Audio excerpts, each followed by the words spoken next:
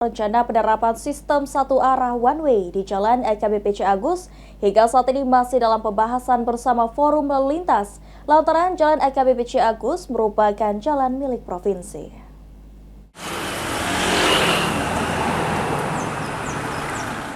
Setelah diterapkan sistem satu arah di Jalan Karantina untuk mengurai kemacetan yang kerap terjadi di Kota Palembang, Dinas Perhubungan Kota Palembang rencananya akan menerapkan sistem satu arah di Jalan AKBP Ciagus. Kabid Wasdalops Dinas Perhubungan Kota Palembang Juliansyah mengatakan rencana penerapan sistem satu arah di Jalan AKBP Ciagus masih dalam pembahasan bersama Forum Lalu Lintas.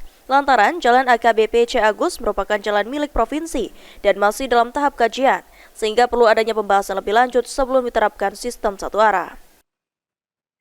Namun untuk mengenai jalan seperti jalan AKBP Ciagus itu yang akan diterapkan SSA itu mungkin kita akan ada rapat lanjutan lagi dengan Forum Lalu Lintas lagi sebelum kita finalisasi untuk mengadakan kegiatan one way di jalan tersebut. Apabila nanti kan ada kesepakatan dari di lantas, dari Kesat Lantas juga karena situ kan jalan provinsi, dari di provinsi baru bisa kita terapkan karena kajian dari Forum Lalu Lintas tersebut untuk dasar kita akan terapkan sistem satu arah di jalan AKBP Ciagus.